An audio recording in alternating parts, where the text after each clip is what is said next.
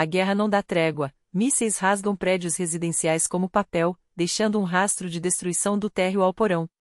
Pela primeira vez, Moscou recorre a armamentos secretos, enquanto Washington gasta trilhões em tecnologias que parecem saídas de ficção científica, enxames de drones, escudos espaciais e o fantasma de um programa que lembra os tempos da Guerra nas Estrelas. Mas será que esse investimento recorde está fadado ao fracasso? De dentro de um bunker, um pedido desesperado por paz ecoa pelo mundo. Será o início do fim do pesadelo ou apenas o prelúdio de uma escalada ainda mais brutal? O domingo que deveria ser de oração virou cena de terror, uma igreja transformada em alvo, dezenas de vidas ceifadas em um ataque covarde. Enquanto isso, nas sombras do poder, promessas vazias substituem garantias reais de segurança, a palavra de um ditador é tudo que resta para acalmar uma nação à mercê do caos. E as revelações surpreendentes não param, o que levou o chefe da diplomacia americana a uma visita relâmpago em Minsk. As respostas estão aqui, agora, com exclusividade. Você acompanha o noticiário que desvenda os bastidores da Rússia, Bielorrússia, Ucrânia e do mundo com velocidade e clareza que ninguém mais oferece. Tudo o que você precisa saber hoje, sem rodeios. Kyiv amarga outra noite de horror, a capital ucraniana é castigada por uma chuva de drones suicidas, deixada à mercê de uma estratégia que combina mísseis balísticos e ataques precisos. Os estragos se espalham. Casas destruídas, uma estação de metrô atingida, um centro comercial em chamas, carros reduzidos a sucata. Explosões abalam a cidade enquanto sirens anunciam a ameaça de novos bombardeios. Dessa vez, o saldo é de mais de 15 pontos críticos atingidos, entre eles, um prédio residencial desabado no bairro de Shevchenko, escombros espalhados por um estádio, incêndios perto de moradias e danos em saídas de metrô. Pelo menos 5 pessoas feridas, mas o número pode crescer. Em outra região, uma cratera rasga o pátio de um condomínio, e um edifício comercial fica em ruínas. O fogo se alastra por vários pontos da cidade. A Europa reage, mas com cautela. Em uma reunião de emergência, ministros das relações exteriores do bloco europeu discutem a ousadia crescente de Moscou, que, aproveitando a distração global com outros conflitos, intensifica seus ataques com uma crueldade calculada. Cada dia na Ucrânia é mais uma página escrita com sangue. Enquanto a Rússia justifica sua violência com desculpas esfarrapadas, agora, o pretexto é uma suposta injustiça contra o Irã, um ataque injustificado que, na verdade, esconde interesses bem mais sombrios. Afinal, não é coincidência que os preços do petróleo disparam toda vez que o Oriente Médio entra em ebulição e isso, sim, é um negócio lucrativo para o Kremlin. Mas eis que, das profundezas de um bunker, surge um apelo inesperado: o líder espiritual iraniano pede ajuda a Putin. Até agora, silêncio do lado russo. Enquanto isso, o ministro das Relações Exteriores do Irã está em Moscou em uma visita envolta em mistério. Qual o real propósito desse encontro? Para os iranianos, pode ser uma questão de sobrevivência, para a Rússia, talvez apenas mais um movimento no tabuleiro geopolítico. O analista Igor Semivolos, especialista na região, levanta uma hipótese intrigante: cada diálogo, cada reunião dá a Teherã pistas sobre o que virá. Para Moscou, pode ser rotina. Mas o que realmente importa é como essa aliança entre Pequim e Kremlin se comporta na prática, e estamos vendo isso ao vivo, em tempo real. Enquanto isso, do outro lado do mundo, os Estados Unidos comemoram o que chamam de a vitória esmagadora sobre o Irã. O presidente faz uma declaração bombástica: todos os principais alvos nucleares iranianos foram eliminados com precisão cirúrgica. O dano foi monumental, muito abaixo da superfície. Direto no alvo, escreve, sem meias palavras. A pergunta que não quer calar: se o regime atual não consegue devolver ao Irã sua antiga grandeza, por que não trocá-lo por outro? A ironia é cortante: Make Iran Great Again. O secretário de Estado, no entanto, freia os ânimos: não há novas operações militares previstas para os próximos dias. E a dúvida persiste: o Irã teria escondido material nuclear antes dos ataques? A resposta só virá com o tempo. Afinal, para que enriquecer urânio a 60% se não há intenção de chegar a 90% e fabricar armas? Por que desenvolver mísseis intercontinentais? As evidências são claras: Teherã tem tudo o que precisa para construir uma bomba, desde urânio enriquecido até os meios de entrega. Israel confirma: o dano foi significativo, mas os detalhes ainda são confidenciais. O primeiro-ministro israelense garante que a operação foi precisa, sem condições políticas, e que Washington não exigiu trégua em Gaza como contrapartida.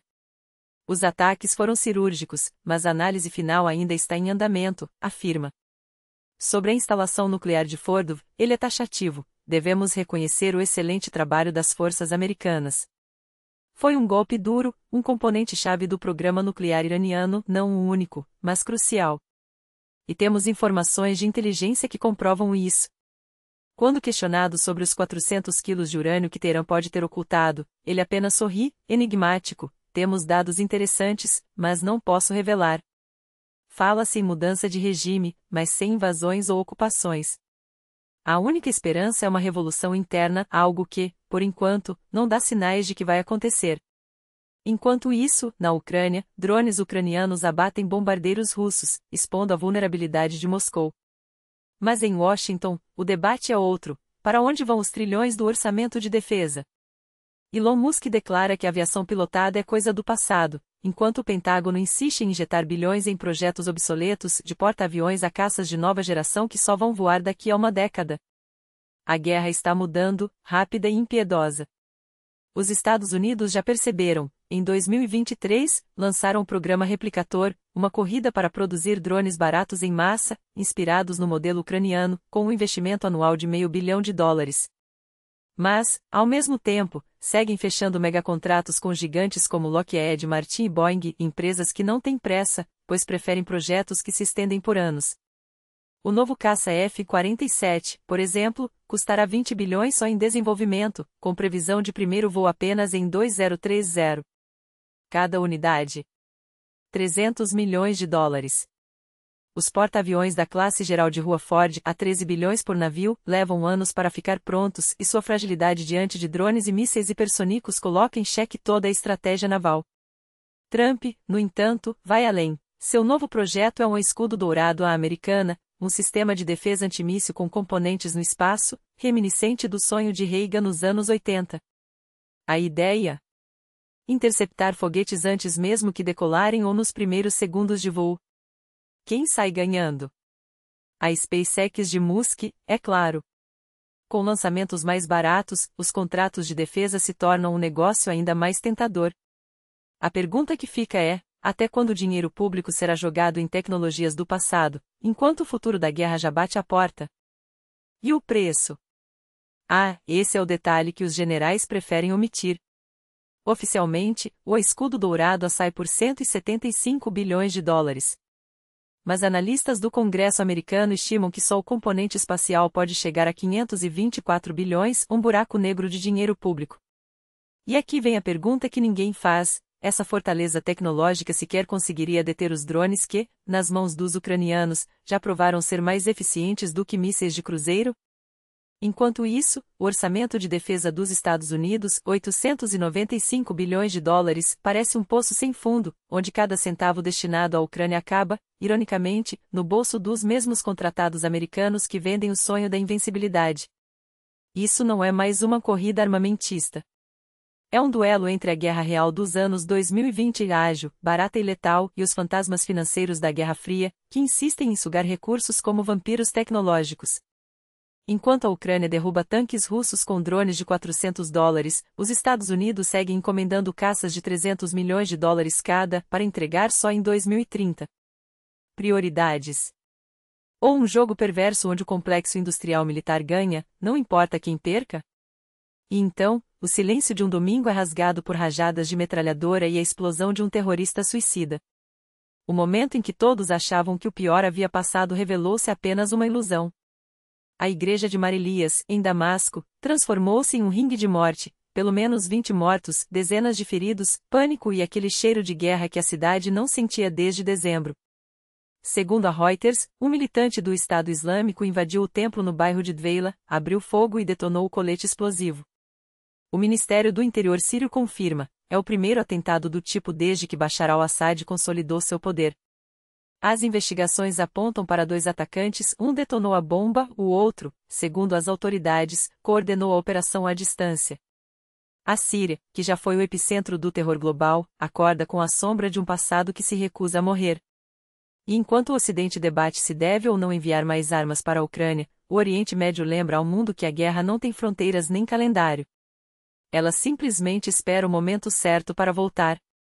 Agora, uma pergunta para você, que está lendo até aqui: quem decide se essas notícias chegarão a mais pessoas?